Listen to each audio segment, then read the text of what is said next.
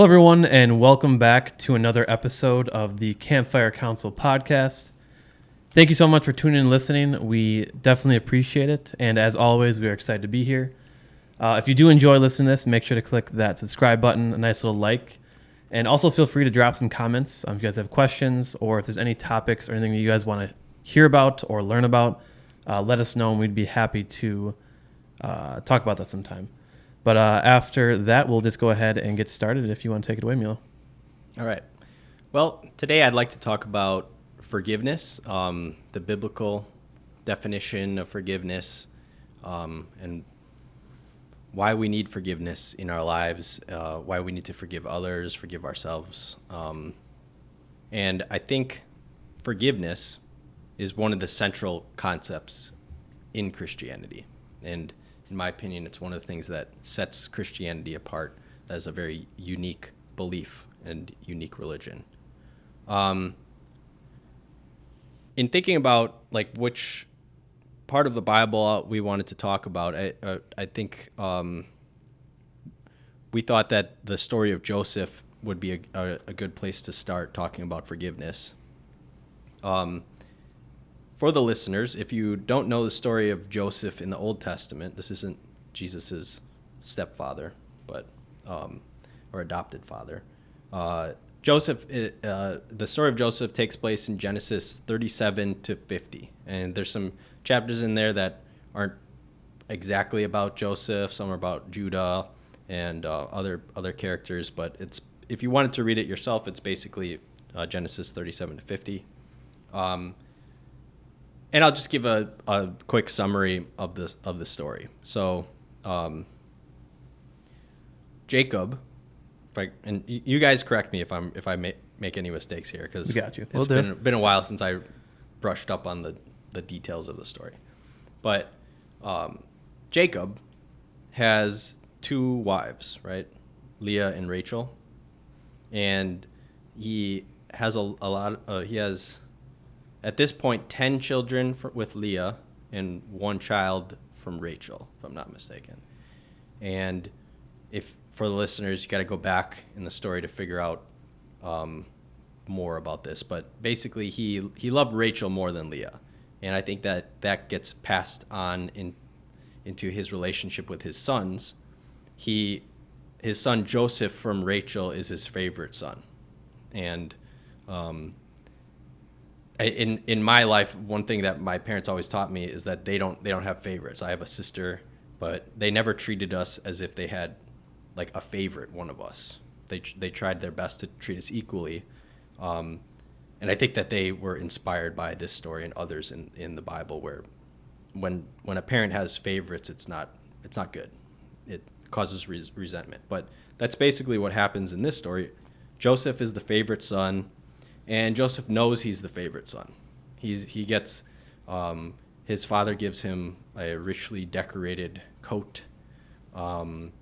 He brags about it. It seems like that all the other brothers know that he's the favorite son, and they resent him for it. And Joseph also seems to be a little naive about it. Doesn't really know what's going on in his brothers' hearts.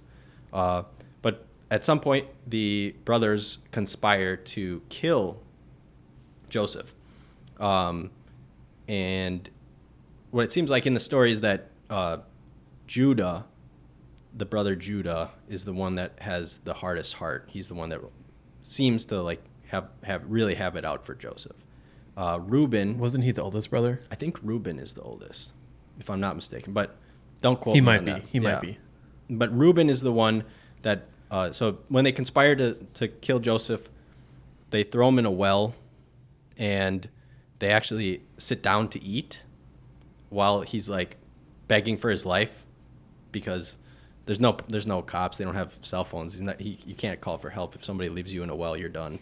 So they actually sit down to eat while while they know their brother is in this well. And I think Reuben is the one that suggests to them, let's not kill him. We'll sell him off into slavery, So he actually, even though he definitely is complicit in this whole thing, he actually saves Joseph's life. Yeah, he says because he doesn't want the blood on his hands. Yeah. Which that doesn't justify it still. Yeah. You know, It's like still just kinda selling messed off up. your brother. Yeah, it's like Right. still give him a chance to live, but let's sell him off into slavery so we never have to see him again. Pretty Right. much. So guys, put in the comments, like, would you sell your sibling? And who would you you ever give thought up? about it? Right. I for sure I've gotten angry at my sister, but I never thought You wouldn't about sell her off. killing her or selling her into slavery. It's crazy, but that this was caused by a messed up relationship that their father had with them, and that this is partially Jacob's fault. It's a broken family, right? Yeah. Yeah. Especially, I mean, back in those days, it was common to have 2 wives, right? Just for like I think so, continuing yeah. like bloodline and such. But Yeah.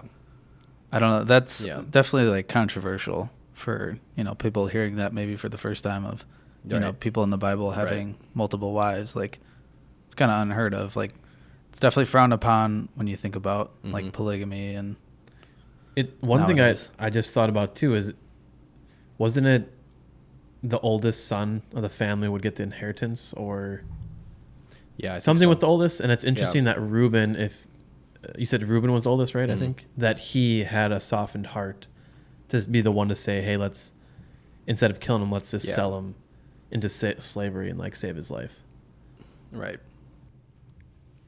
And I don't think the youngest sons would get nothing. I don't really know exactly how that worked, but you know, you would think also they would kind of like stick together as Yeah. family. So it's not, I don't think that like the younger sons were just off on their own, but I don't know too much about their culture back then. But yeah, so he gets sold into slavery. And he ends up in the house of Potiphar. Yeah, he's who's an Egyptian. some military leader, I believe. Okay. Potiphar.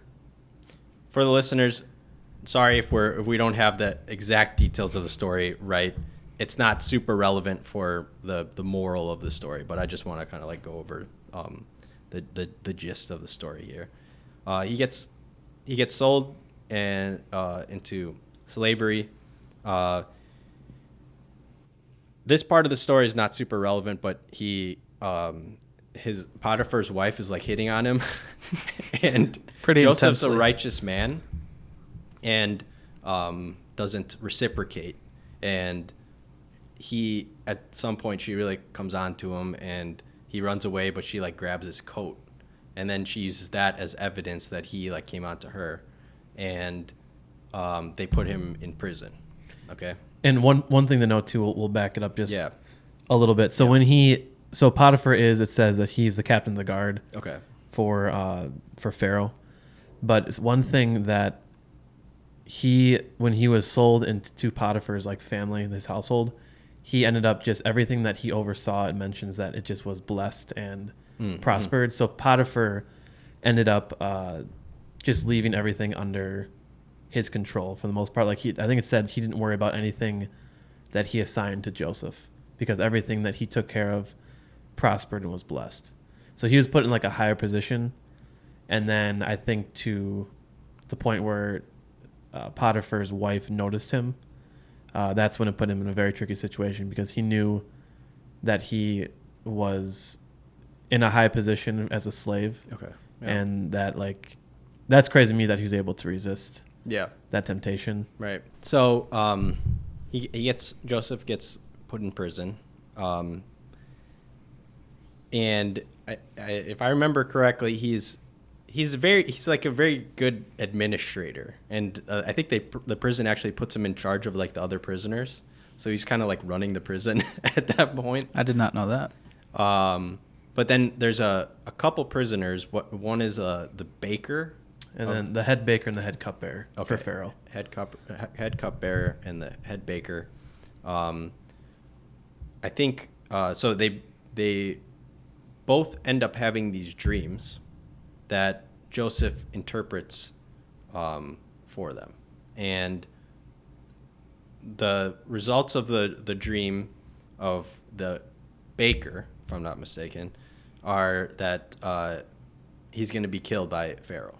And then the results of the dream for the cupbearer is that his position is going to be restored. Yeah, I think it's like the dream of the baker had a bunch of loaves, and there was crows eating the bread when he had it on top of his head. Mhm. And then the cupbearer, he was again in the halls of like Pharaoh, giving him the cup. And Joseph interpreted it as, your body's going to be impaled on a pole, and Okay. the crows, the birds, are going to eat from your flesh, which is pretty wild. Gnarly. And then that's one way to go. And then he was just saying that you're going to be going back to being the head cupbearer for Pharaoh. Okay. And this was in like a 3-day period. So Okay. And and he says to the cupbearer, remember me when your position is restored. The guy immediately forgets.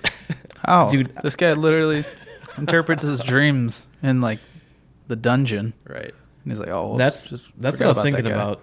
Like imagine being Joseph. You Yeah, imagine that. end up becoming the favorite son, right? Like that's a pretty cool accomplishment, I guess. Your brothers are like, screw you, we don't like you, we're gonna kill you. Actually, we're gonna sell you. Right? So he gets sold, but then he works his way up to like the head of the household, almost underneath his Potiphar. And then he gets screwed over by Potiphar's wife, who accuses him of doing something he didn't do. And then he gets sold, or he gets into the dungeon. He becomes in charge of the dungeon, pretty much, of the prison. Yeah. And then all he asks of the one guy that he helps out is like, remember me. And it says 2 years go by. Mm-hmm. 2 years. He's just chilling in the dungeon. Right. And then later, Pharaoh has a dream, and he's like, ask all the officials, the magicians, whatever, to like come and interpret it, and no one can. And then the cupbearer remembers. He's like, oh yeah, there's this dude 2 years ago that interpreted my dream. Maybe Right. he can help you out. Right. And then that's how he gets out of prison. Right. And so the interpretation of Pharaoh's dream is that there's going to be bountiful years. I think they're all in sevens. Yep, But there's 7. going to be like bountiful years and then a famine. Is it just one set of bountiful years and then 7 famine Yeah, years? it describes it like, I think, as 7 things of wheat or something, Mhm. like 7 bundles, and then it describes it as there was 7 healthy fat cows that came out of the river, Mhm. and then after it, 7 super ugly, scrawny, skinny cows that devoured the healthy ones, but they looked the same. Okay. Yeah. And so from that interpretation, Joseph predicts that they're going to have plentiful years, and then there's going to be famine years. And he comes up with a plan to store up a lot of grain and prepare for the 7 years of famine, which is a great plan, and Pharaoh recognizes it as a great plan. And Pharaoh promotes Joseph to be like second in command, like the prime minister of Egypt, basically. And interestingly, so Pharaoh not really restores, but promotes Joseph, decorates him, gives him a nice coat, gives him, his ring to signify his power, and gives him his daughter, I'm pretty sure, right? In marriage, yeah. Yeah, and so it's actually like a parallel to what happened before in his life, right? Oh, true. So that's kind of interesting. He's like completely restored to, and even more so.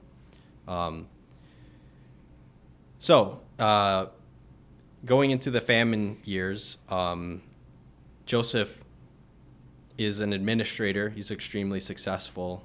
He's very successful at commanding Egypt and taking care of those people. And one year, he sees his brothers, and they were sent by their father, who's basically like, "Stop staring at each other." He actually says that in the Really? chapter. Like, we're Yeah. starving over Yeah, here. he's like, "Stop looking at each other and go buy some grain from Egypt." Oh, okay. It's funny how there's actual comedy Yeah. in the Bible. But yeah, so he sends them to Egypt to go buy some grain. And whenever I read this part, this is where I start getting emotional, dude, because I don't know, I just put myself in Joseph's perspective, seeing his brothers after all these years, and they don't recognize him. Like, I think part of it is they're just totally not expecting him to still be alive. And also, you can imagine he probably looks like a king. you know, and this is like 20 years later, I think. Probably. Yeah, probably like a significantly long period of time after they sold him into slavery. So they don't recognize him, but he recognizes them. And at that point, he questions them and basically accuses them of being spies. He knows they're not spies, but he wants to test them. And I think at this point, if you didn't, I mean, I grew up with this story, so I knew where it was heading. But I think if you were reading this for the first time, I think a normal human reaction was like, oh, now he's going to get his revenge. You know, now he's going to show them, look at me. Do you think that crossed his mind at first? Like, I try to put my feet in his shoes of, like, initial reactions. He probably wasn't, he was probably shocked, right, to see his brothers, first of all. Right. But then I wonder how much thought process went into, like, him going into that test. You know, like, was it instant forgiveness, or was this something that he saw them and he, like, it took some time for him to kind of, like, process what was happening? So, like, I feel like there's, like, a couple, like, initial forgivenesses that happen before, like, he actually exposes it to the rest of his brothers. Mm-hmm. So I don't know. It's just kind of something to think about. There's also probably plenty of time too when he was sold to Potiphar and then he would end up going to prison. Like, there's probably time between. Oh, true. I would think if he didn't forgive them and he had that hate in his heart when the brothers returned, I think his initial reaction would be like, I'm in power. Right. You're going to see that power. Like, I'm going to throw you in jail or I'm going to kill you. But as the story continues on, you can see that that's not his reaction right away. So my thought is maybe he's been working on forgiveness over the years. Yeah. And he just was caught off guard. I was going to say, what's his motivation for having that forgiveness? In my opinion, I think he forgives them already. Like, he forgives them at this point. Yeah. But he also wants to test them. So he questions them, accuses them, like, gets them scared, accuses them of being spies, and they're like, "No, we're brothers. You know, we're all the sons of one man." Back in Israel, I'm not sure what they call that, the land of Canaan, probably. I'll pull it up. The actual verse. Okay, yeah. Okay. Yeah, and then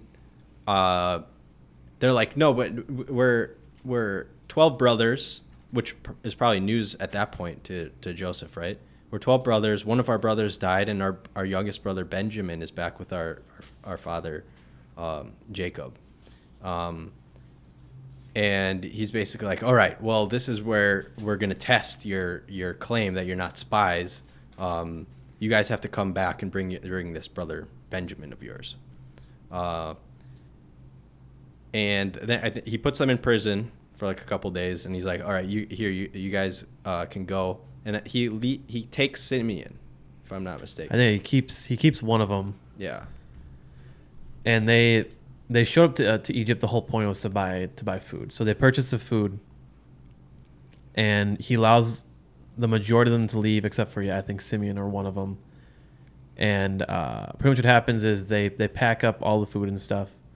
They exchange the silver for it, but then Joseph has some of the servants put the exact amount of weight back into their packs, and then as they're leaving, they notice that.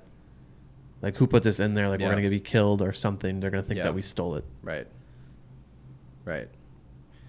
And I think, that must have been pretty scary. But anyway, they get back and tell Jacob, we can't go back and get more grain or get Simeon back unless we bring Benjamin with us. And Jacob's like, no way, no, I can't lose. You guys have.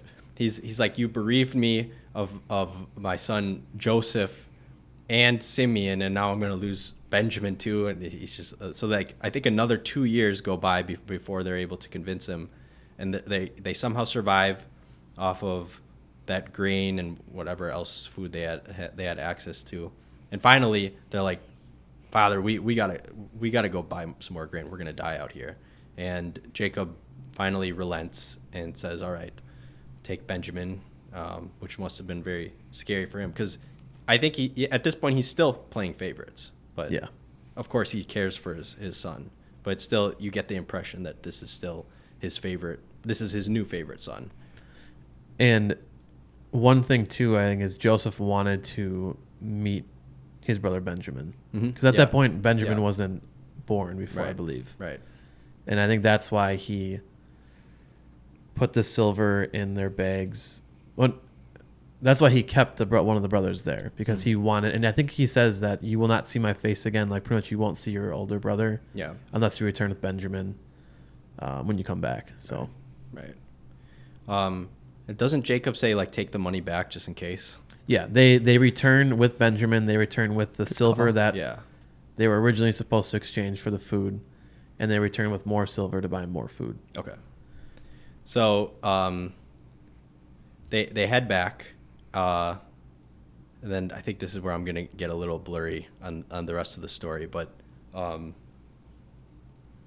they head back with Benjamin, and at this point Joseph's like, okay, you guys aren't spies, and then he like throws them a feast, and I gotta imagine, like, these people are struggling. They're probably not eating great for the past couple years, and Joseph just throws them like a huge feast. That must have been very, very nice for them. And it says everyone had like a lot of food, but he gave Benjamin 5 times the amount. Right. Yeah. So little Benji's just eating food. And by the way, it should be mentioned that, like, at the end of every one of these chapters where Joseph is in contact with his brothers, he always, like, goes off and weeps. Yeah, it says he removes himself so that no one can hear. So Joseph's going through a lot of emotions here. And I don't think somebody that still holds anger against their brothers is going to react like that. I think that's an indication of where his mental state is. Mm-hmm. I think he wants his brothers to be different. He wants them to be reformed, but so he throws them a feast, gives them a bunch of food, and sends them off on their way. But Joseph puts his chalice, his like silver goblet or whatever, in Benjamin's pack, and in secret. And so they're off on their journey, and then he sends a messenger out to say, somebody stole my master's chalice. And they're like freaking out at this point. They're like, there's no way it's us. And they say, like, whoever has it, you can kill him. Just let the rest of us go And enslave us. Yeah. Enslave us. And because they're like I said, they were probably starving basically for the last couple of years. They get this huge feast, all this food. They just want to be, like, appreciative, I think. And then now that they're one of them might have screwed it up. They find the chalice in Benjamin's pack, or his supplies. And Joseph says, far be it of me to do what you said. I'm just going to take Benjamin to be my slave. So he's paralleling the situation that they put him in, where they intentionally put Joseph into slavery. I didn't even think about that. I did not he either. like recreated the situation that they put him in. And now they're presented with the same situation. He's testing them to see what are they going to do. And he, it's just amazing, like, how the story goes here. I'm forgetting what I know. Reuben says. I know that it ends up being Judah. Judah's the one that says. So Judah's the one that wanted to kill Joseph. He had the hardest heart. Judah's the one that actually stands up and says, I'm not going back to my father, and basically causing his death by telling him that Benjamin has been taken into slavery and you won't see him again. Just take me instead. Mm-hmm. But I'm missing what Reuben's. I feel like Reuben had said something at this point. I think he he's trying to plead with Joseph to say, let me stay instead. Okay. Because if you keep Benjamin away from our father Jacob, Mm-hmm. it's going to break his heart and he's going to die. He already lost one son. Yeah. If he loses his like favorite young son now, Right. he's going to die. And he's trying to plead with them. And I believe after that, I think that's when is that when he reveals himself as their brother? Yeah. He like shouts at them, says like, leave, everyone leave. It's just like, he's extremely emotional. Just shouts at them. And as they're leaving, they can hear him sobbing in the back. And when he calls them back, that's when he reveals himself, that it's me, Joseph. And I just can't even like imagine what that would have been like for Joseph and what it would have been like for his brothers, to like that moment right there. But yeah, he is at that point, he forgives them. I think at this point we can kind of fast forward in the story. He basically says, "Bring my father to." So they go back and they tell Jacob. Jacob doesn't believe them, but he's like, all this food that is given to us, he must be still alive. So they like bring him to Egypt to meet Joseph, and he gets to see his father again. And I think at that point he says like, just bring everyone here, bring the whole family to Egypt, and some land is like given to them by Pharaoh for them to inhabit. And there's a story about Jacob, like Joseph presents his sons, Ephraim and Manasseh, to Jacob. You got a good memory for names. Thank you. And there's a story of where Jacob basically predicts that one will be like greater than the other. It's the younger one. Okay, and Jacob is like kind of playing, or not Jacob. Joseph is actually kind of playing favorites a little bit, because he's like, he tries to take the hand of Jacob off of the younger one's head and put it on the older one. Yep. And Jacob's like, no, I know this one's going to be greater. So it's interesting how I interpret that as Joseph's also kind of like has that trait of playing favorites, but maybe I'm wrong about that. But that's, I don't know. No, that sounds like that could be correct. Yeah,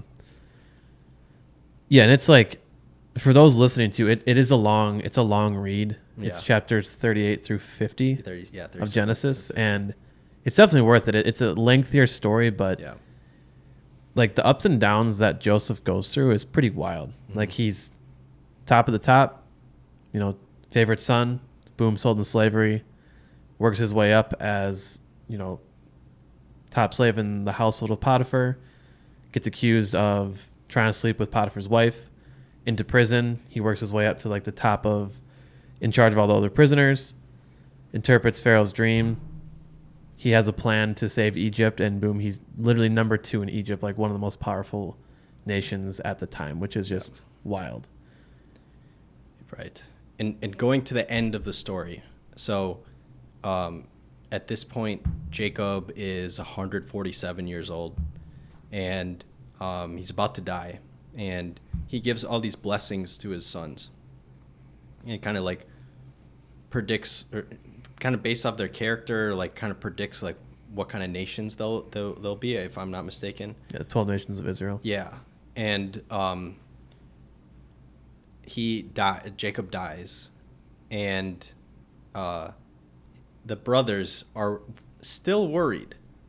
They still don't trust Joseph. They're worried that Joseph, now that their father's dead, now Joseph's going to take his revenge on us. And so they make up this message from their father that basically says, I tell you, please forgive your brothers and don't do any harm to them. And Joseph knows that his father didn't say this. And this causes him to weep again, because he's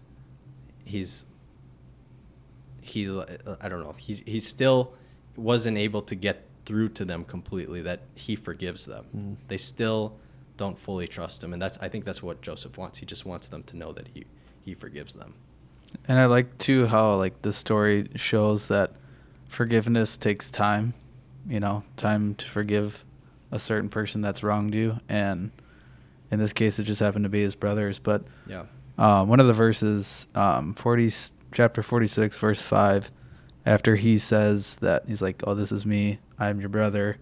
He says, but don't be angry with yourselves that you have did this to me, for God did it, which I think is like crazy that like he went through all that he went through, but he knew that like God was with him the entire time. And I think that's what like helped like him forgive his brothers.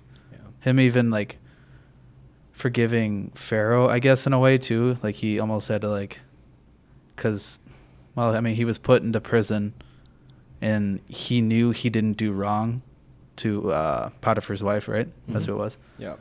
And like he could have just been like, no, like this didn't happen. He could have like lashed out and have been angry, but he was wrongfully accused for something he did not do. But then again, he just chose to forgive that wrong accusation. And I feel like that's so hard to do in our lives. Like if somebody calls us out for doing something wrong, I feel like it's just so easy to be like, oh, I didn't do that, and then like kind of like have this weird resentment towards a person that's like wrongfully accusing you. Like obviously he said that he didn't do it, but he had to go through the process of like holding back what he probably wanted to say, just in the same way that he held back, I'm sure, some initial thoughts that he had when he saw his brothers at the first time. Yeah. Because that's going to be really hard to see them after all that.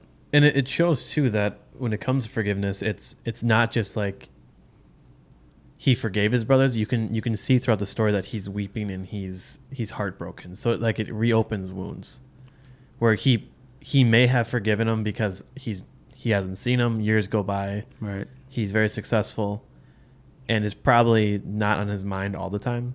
But then when he sees them, it's like all those emotions rush back, and it's probably a struggle again of relearning how to forgive. Right. But also too, like I think he's got a forgiveness for Potiphar's wife. Like think about that. Like he was sold, and then he worked his way up to a good position because of he was trustworthy. He trusted in God, and God blessed him. And then for something that he didn't do, which is wild. Like it shows. It mentions that Joseph was, I think he said, a tall and handsome man. And when it mentions that in the Bible, that's clearly saying that he was a good-looking dude. And Potiphar's wife really just like literally it says kept asking him, and he kept saying no, which is just props to him for that. And then because she couldn't get what she wanted, she sets him up, and he gets screwed over. Yeah, which is wild. So he had to probably learn how to forgive her too, because she took that away from him too. Yeah, he doesn't. It doesn't say that he like took any revenge on her or anything, even though he's now second in command in Egypt, one of the most powerful nations at that time. And then think about the cupbearer too. When he interpreted his dream, and he mentions, he's like, "Hey, I'm here for things that I didn't do. Oh yeah, I'm only gonna ask one thing of you: remember me." And he doesn't. Right. He just forgets about him for 2 years. Like that's gotta suck. Yeah. Yeah. The time aspect is crazy, because in each of these things where he kind of gets screwed over, or it takes X amount of time, like he's probably wrestling with that for so long, that it's like a spiritual warfare, like a battle in his head of like day by day, him sitting in the prison, probably not always feeling forgiveness. He's probably really struggling of like, wow, like life's really hard right now. Like he probably like didn't want to forgive at times, but then ultimately he probably realized like he didn't have that hardness in his heart necessarily, or like, that we kind of like talked about before, but him just having to like deal with that constantly over like 2 years being in prison of trying to forgive. It's tough. I don't know how well I would do wrongfully put in prison, and then I just want to having read to forgive the person that put you there. Yikes. The verses here, the verses of what Joseph says after his brother. So after Jacob dies, and his brothers come to him with this made up message from their father to forgive them for their transgressions because they're still afraid of him. So this is chapter 50, verse 17 going into 18. So it says, "And Joseph wept when they spoke to him. Then his brothers also came and fell down before him and said, 'Behold, we are your servants.' But Joseph said to them, 'Do not be afraid, for am I in God's place? As for you, you meant evil against me, but God meant it for good in order to bring about this present result, to preserve many people alive. So therefore, do not be afraid. I will provide for you and your little ones.' So he comforted them and spoke kindly to them." So he took care of his family, and I think us humans, in our short-sightedness, we might think that revenge and hate and anger is the right path for us. We have no idea what God's plans are. We're like, if other people mess with our lives, you don't know what God may use that situation for in the future. So I think forgiveness is actually kind of it's an act of humility before God. It's the recognition that we don't know everything. We don't know the future. Only God does. And also that we're sinful. I mean, maybe Joseph kind of recognized that part of it was his own character that turned his brothers against him. It doesn't seem to be mentioned in the text, but I think we can kind of infer that Joseph was a wise person. He probably did recognize that he wasn't perfect, and that so anyway, he recognizes that he's not the judge, and that God is ultimately the judge. And there's parallels in this story to the story of Jesus, when the Pharisees bring the adulterous woman to him to basically test him and try to get him to mess up and say something that goes against the law. And for those that don't know the story, like I said, the Pharisees bring a adulterous woman before him, and says in the law it says that we have to stone this woman now. And Jesus,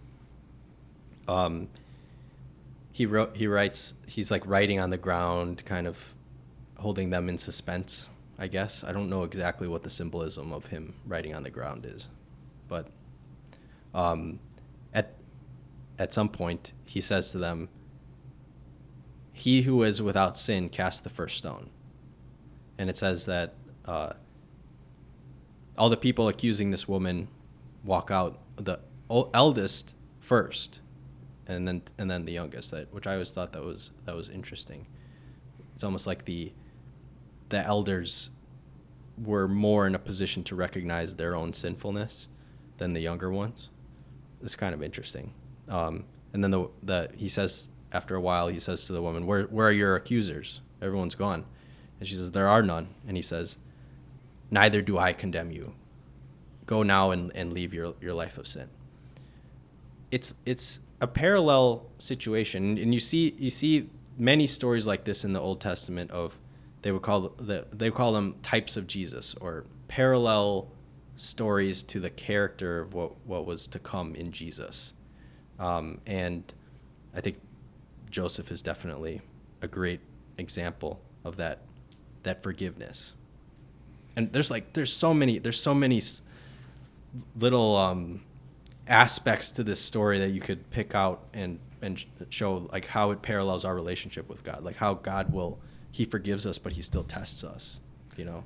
And one thing I want to point out too is think about how Joseph could have hardened his heart, and he could have just been hating them and just like building up this anger for them, and living the life as a slave, just having that happen. But he learned how to forgive over time, and he also knew that that God could bless him in any situation. So he did the best that he could as a slave, as a prisoner, and God blessed him and prospered wherever he went. So he used the opportunity that he had because he was able to let go and soften his heart. Think about all the times that we might have been offended by someone, or we felt like someone hurt us, and we all know that feeling of just that hatred. Like you want to just hold on to that, and it just drags you down. Like it's all you think about. It's like it drains you mentally and physically. But it's like once you learn how to like let that go, you can go back to being yourself and focusing on the good and the positive. And think about the journey that he went on. If he didn't follow and trust God, he wouldn't have been in the position to help his family out. Egypt would have been screwed because no one would have been able to interpret Pharaoh's dream. And he ended up being there for his family when they came to Egypt, where he could provide for them and essentially bring over the entire family. So it's like through the ups and downs that he had, he learned how to forgive, and God used that, which is awesome. And I know I haven't always been like that. It's like I hold on to things sometime, and it's very hard to let go. But it's a great example of just Joseph just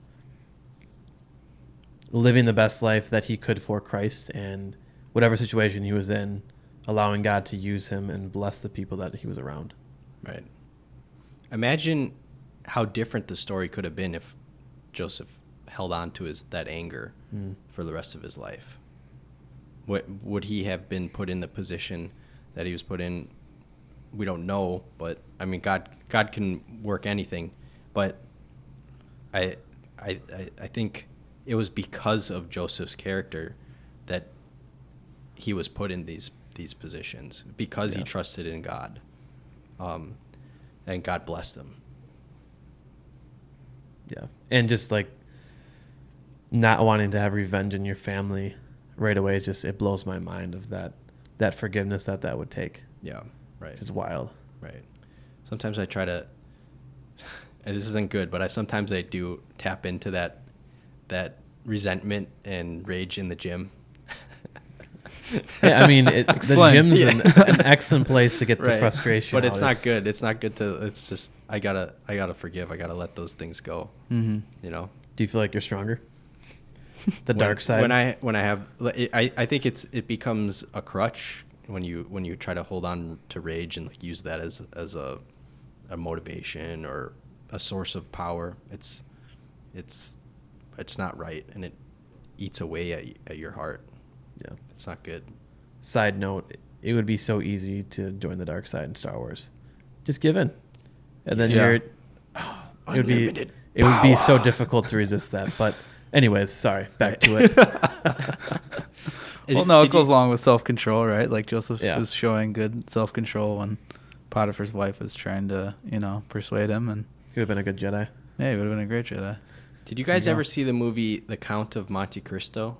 Yes, that but sounds I don't familiar. recall much of it. You guys got to check it out.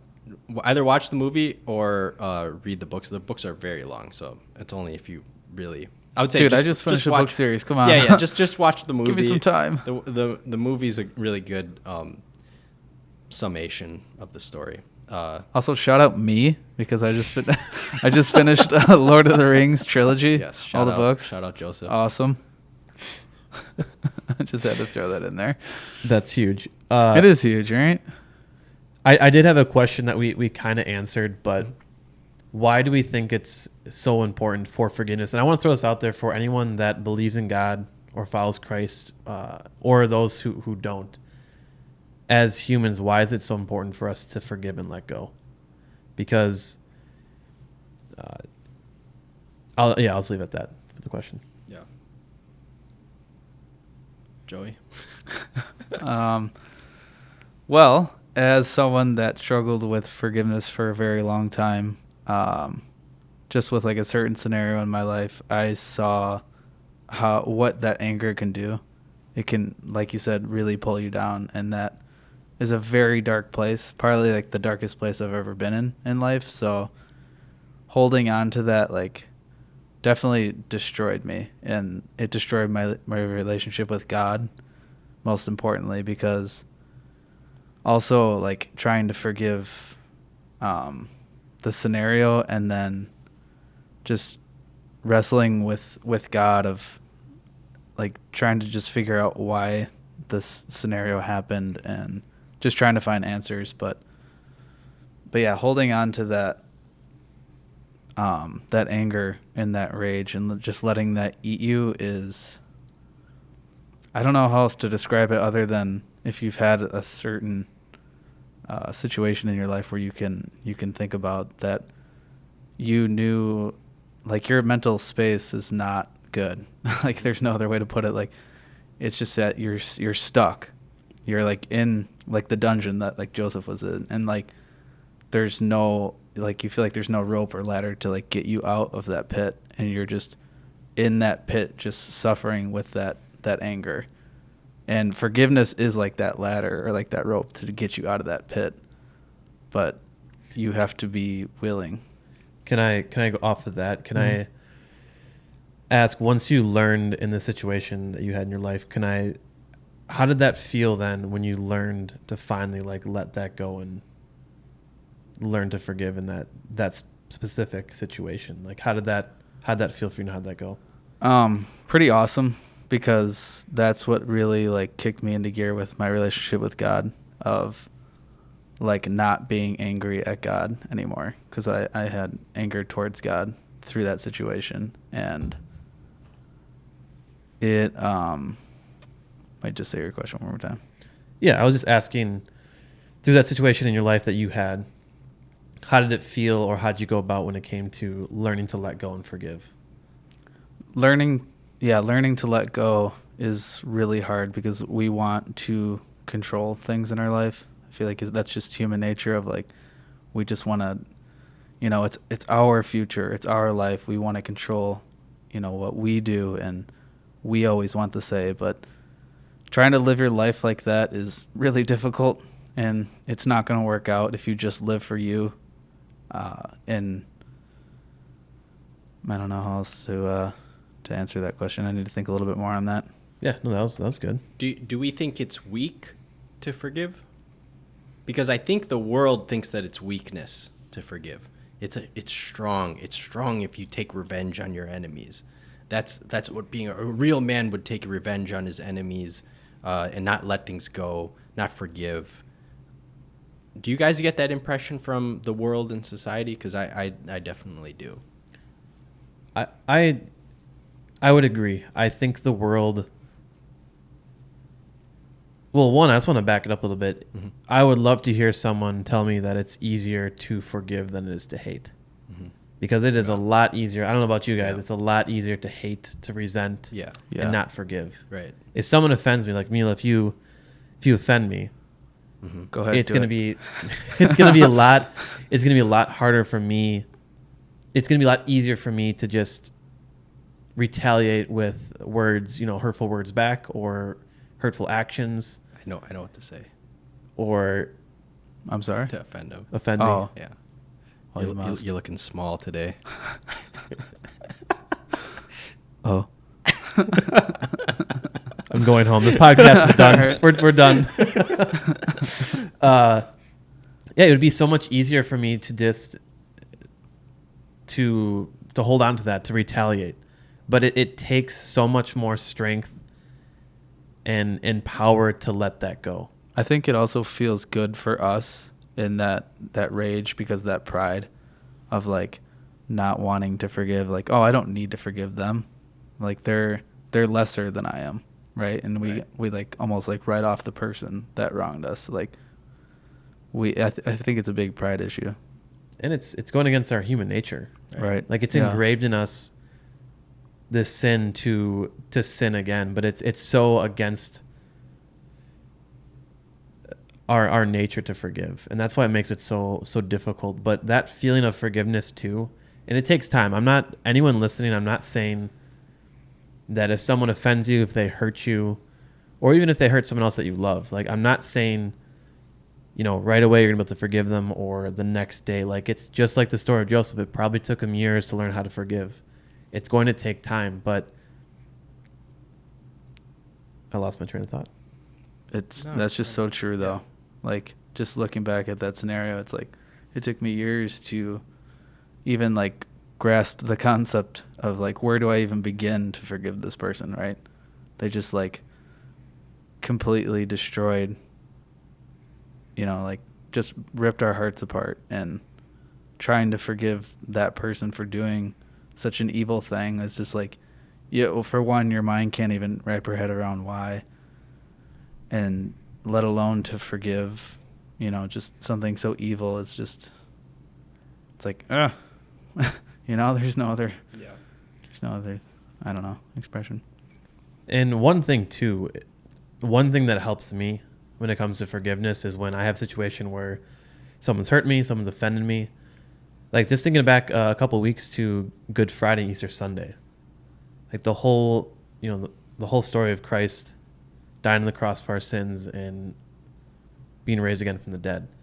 Think about that. God sent his one and only son, who was perfect, that did not deserve death. And think about Romans 6:23, for the wages of sin is death, but the gift of God is eternal life. We deserve death. Like there's nothing that we can say, that we can do through our actions that is going to save us. But God sends his son to die on the cross, to be the perfect lamb, the perfect sacrifice. And we don't deserve that. I don't deserve that. But God says, I love you anyways, and I'm going to do this for you so that you have a chance at eternal life if you accept and follow me. And it makes me take a step back and be like, who am I to hate someone and not forgive someone? And it mentions, I forget where in the Bible, I can look this up, but someone asked Jesus, like, how many times do I need to forgive? And he says 70 times 77. And that could just be, they've debated like if that's the exact number or if it's like just a number describing that, many times, like keep forgiving. But that's just something I think about is everyone, like we didn't deserve to be forgiven for the things that we have done and the things that we do. And Christ says those things you're forgiven for, you don't deserve it. But by the grace of God, we're given that opportunity. So that's something I try to think about. It's still not easy for me to forgive, but I do my best to, and instead of like hardening my heart. I actually just listened to a podcast by, I think their name is Just Two Dudes from Church. Shout out. Oh, you share that. Yeah. You should, yeah. And so like that, they were talking about forgiveness. Really similar podcast to us, just two guys doing a podcast. And I just think their stuff is great, but they were talking about forgiveness and they were talking about that number. And it's just like, the number doesn't necessarily matter, right? Where it's just, it needs to be a continuous thing. And that takes time, as we see with like the story of Joseph. I do have a verse I want to throw in here too. This is going to be Colossians 3, verses 12 through 14. Therefore, as God's chosen people, holy and dearly loved, clothe yourselves with compassion, kindness, humility, gentleness, and patience. Bear with each other and forgive one another if any of you has a grievance against someone. Forgive as the Lord forgave you. And that verse, I think, ties in very nice, just like we were mentioning before. Like the Lord forgave us, therefore we should forgive others. And like I mentioned before, it's not always going to be the next day, the next week, the next year. There could be things that happen to us where we're hurt or offended that might take years or an entire lifetime to learn to continue to forgive. But that's something that we can work on and something that we're going to need God to help us through. Absolutely. Yeah. Any more questions you guys had, or? No, I think I'm just interested in the idea that forgiveness is kind of a counterintuitive thing in our society. I think so. We live in a society that's heavily influenced by Christian ideas. Oh, look who it is, Brandon. We're still doing the podcast, Brandon. You can't come in with. Oh, we can. We're keeping that in there. Let him in. All right, I'll let him in. Yeah. We're keeping all of this. Well, yeah, I can continue. So, We're live. We're keeping it in. have to stop it. what's up, Brandon? I know you guys were recording. All of a sudden, I was like at the window. I was like, oh, they're still talking. No, it's all good. We're talking about forgiveness. It's okay. We forgive you. Hello. Enter- Hopefully, everyone here can forgive me. Enter Brandoni. That was perfect, actually. All right. How are we all doing? We're Great. forgiven? Have you guys Absolutely. forgiven me We're for learning to for forgive things? Okay. Yeah, pull up a chair. I called Luke small, and he forgave me immediately. Really? That's crazy. I hope. Pull up a That takes pull a up lot chair. of forgiveness. Get in here. I'll grab my stuff. Well, But just- you you can guys pull up a chair and you can hop in for the last little bit if you want. Oh, I see. You can share a mic. Let's go. Come on. I love this. Spontaneous. I love because I'm a huge podcast fan. Like, I listen to podcasts all the time. I love when there's like a surprise. These guest. things happen. Yes. Yeah. I Right. love it. Like Brandon showing up late and us forgiving him because we love him. There's a Here, really sure. good there's a really good podcast. Just make sure in the frame scoot up a little bit, I'd say, if you can. Okay. I think you're in the frame. Would you guys forgive me if I turned that switch off on the outlet? No. Well, That would be wild. yeah. What were we? I don't know where we left off. Well, I just wanted to say there's an episode of The Fighter and the Kid. That's Brendan Schaub and Brian Callen's podcast, and I think Chris D'Elia is on the podcast, and then like they're going on with the podcast or something like that, and then Theo Vaughn hops in. You know Theo Vaughn, Yeah, right? he's a funny It's, dude. it's a great episode. Not a Christian podcast for the people listening. It's not a Christian podcast, but they're funny. They're funny guys. Anyway, yeah, I'm just interested in this idea that forgiveness is not it is something that is in the outside worldly culture, but I think that a lot of it is influenced by the Christian influence that Christianity has had on Western society. I'm not a historian or sociologist. I can't make like a huge case for this, but it's something that I perceive, at least, that I think people intuitively understand the importance of forgiveness, but there's increasingly in our culture a push to kind of like categorize people. Like if they make a mistake, they're this thing now, and there's no redemption. There's no redemption arc for them, you know? There's no Vegeta, a redemption arc for the Dragon Ball Z fans out there. Like they're... Sure.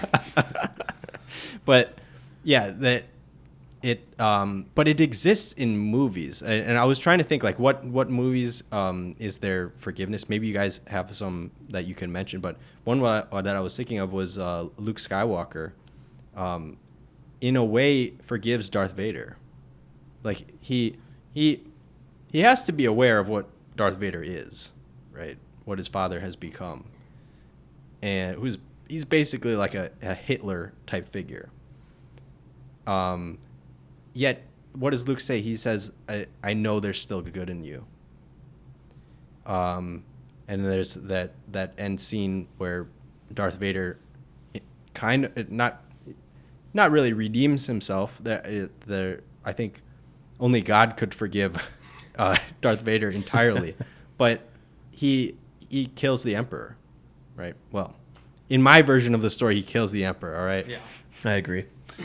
Yeah. But yes, he has a redemption arc, and I don't know. I think that forgiveness exists in our society, but it seems to be increasingly a concept that people are moving away from. Yeah. Yeah, it's crazy too. Like cancel culture nowadays is wild. Like I remember like a year ago or something, I was talking to a friend and I was just talking about like David Dobrik because I loved David Dobrik's videos. And she was like, oh yeah, I used to really like David Dobrik until he got canceled. And me knowing the whole situation, like obviously I don't condone, everything that happened, but I was like, I kind of played it dumb and I was like, oh yeah, like I heard about that. Like what happened with that? She couldn't tell me. She didn't even know. She just knew that he was canceled. Right. She didn't even know what it was for. Right. And so it's just kind of crazy. Like you don't even have to know like why someone's canceled, just as long as Maybe we should just start doing the podcast like this. Like, I think so. I'm all for it. I'm all for it. Right. You get the mic. We'll get I the earbuds, and that way we headphone. can. Yeah, it's like a romance movie or something. But Yeah, that's yeah, a great so point. it's just sad because, like Jesus, he forgave like the people who tortured him. He was Right. on the cross, and he was screaming out to God, "Why have you forsaken me?" But at the same time, he was saying, "Forgive them." Right. Well, they know not what they do. Yeah. And to reference back to the story of Joseph, we were talking about Judah is the brother that had the hardest heart towards Joseph, basically wanted to kill him. Yeah. And Judah is the one in the end when Joseph creates this situation where Benjamin he's going to take Benjamin as a slave because he put his chalice in Benjamin's belongings. That the brothers all had a change of heart. And Judah, the one that had the hardest heart, is the one that stands up and says, just take me instead. I'm not going to go back to my father and do this to him. Take me in as he's totally in a position to be like, all right, I can go. I've done it once, I can do it again. Out. Yeah, exactly. But he has a change of heart, and I think that's exactly what Joseph wanted to see. Yeah. Do you have any words or questions for forgiveness, Brandon? You like to throw in there? No. Oh, that was great. Oh yeah, was that good content? Good. That was good content. That'll raise our subscriber count right there. We'll clip it. No, not off the top of my head. I think that was kind of the only thing that I was thinking about, just cancel culture. Right. I think it's become a lot easier over time to come to forgive, and sometimes, like when people say that they've forgiven someone, I think that's hard for me sometimes to understand fully, because I don't think forgiveness is just like one day you think about it and you're like, oh yeah, like I've forgiven them, and then for the rest of your life, you've like forgiven them. I think it's a journey, because I would say overall I've forgiven the people of my past that maybe did me dirty, but there are times when it's like a situation comes up and it reminds me of that, and I'm like, that kind of sucked. That kind of sucked, and I pray that they're doing fine, but yeah. I think it also depends on what was done to you, right? So if, years ago I stole a Transformer toy from Joey's, which why would I ever do that, right? I'm going to walk off. Like he was probably able to forgive me pretty fast, right? I'm gonna walk off. Yeah. You had Transformer toys? Dude, it was awesome. It was like Not a little that I mini, knew of. It was like a little mini figure, and it was Optimus Prime. And I thought it was the coolest thing, and I took it back with me. Also, I don't condone younger Joey for liking Optimus Prime, because I'm not a fan of the Transformers movies. Also, one time, quick little side note. Sorry, we're on a little fun trail. We would always play, with toy guns, right? And Joseph got this cool new like pump action shotgun. It was the coolest thing ever. And we're running around in his yard, just being being Like and a he's- toy pump Yes. action? Yeah, like the toys, little No, my parents bought me a pump action. We're in America. You got to check, you never know. toy guns. We're a little like 8-year-olds. And one day he's like, "Oh, Luke, do you want to play with it?" And I was playing for probably like 10 minutes, and I accidentally broke it. And I was like, "Oh, that was cool. You want to switch again?" And I gave it to Joey's. And Zero then resentment in my heart. I forgive Luke. Then he's like, "Oh, it's broken." I was like, "That sucks. Like, what happened?" Anyways, back to all seriousness. I think it just depends on things that are done to you as well. If it's something more serious, more deep, I think it's going to take more time, more of a journey for forgiveness, and compared to something like someone says a hurtful word that's doesn't cut too deep. It's like, hey, that hurt me. I forgive you, though it's probably not something you're going to think about, for years to come. So. Yeah. And there are Bible verses that talk about how we shouldn't be too easily hurt as well, because that can also manifest as like a version of pride, when everything that people say to you like offends you. It's just like you gotta be able to have a stronger skin, thicker skin, and just be able to like have that stuff bounce off. I know that's something that I've struggled with in the past, but I've increasingly got better with it, and you just kind of go along with it and have fun, and it makes it a little bit easier. That's a great point that you bring up, because I do think the idea of humility goes right along with forgiveness. Yeah. If we treat ourselves like we're God and we're the ultimate being that's deserving of worship, which I think that's kind of what pride is when you worship yourself. Then I think you can see how you wouldn't want to forgive. If you view yourself as God, everyone should worship you. But if you recognize that you're not God, there is a real God, and he actually chose to forgive us, then it changes everything. Then you're like, okay, I'm getting hurt by these things. And I think we're talking about relatively minor things. Yeah. Obviously, there's situations in life where it's not a matter of pride necessarily. It's just something that's so terrible that happens to you. But on minor things like people offending you or something like that, when you embrace humility, now those things don't affect you. There's no reason to hold it against people. Awesome. Well, I think we can probably land on that. I know that's all the questions that I had, but I think I'm glad that you brought up this topic, Milo. I think forgiveness is so important, and we're going to have to confront forgiveness all the time. Like this world is sinful, this world is hurtful, and we're going to be offended and hurt, and we're going to need to learn how to forgive throughout our lives. And just remembering the story of Joseph, of how he was betrayed by his brothers, his family, and even through the highs and lows, he worked his way up to the highest positions. He got screwed over again, and he worked his way back up again, but he was still faithful and trusted in God, and God blessed him, and God used him. But throughout that journey, he had to learn how to forgive his family, his brothers, and other people along the way, instead of hardening his heart and being resentful. So it's not easy. It's going to take time, but we have God at our side.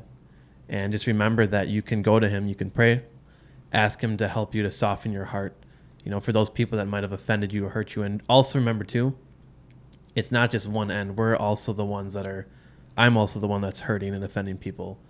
And just remember that too, that we can be hurt and we can also hurt people as well. And just keep that in mind. And it's going to be a little bit easier to navigate life, by learning to forgive and not to hold on to those things and hate people. So, but off of that, remember to like, comment, and subscribe.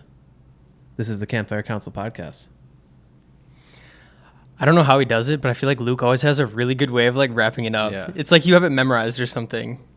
Well, yeah, I feel like you kind of have Scripted. To, right? Yeah, it's all scripted. This We're is all fake. script. It's all fake.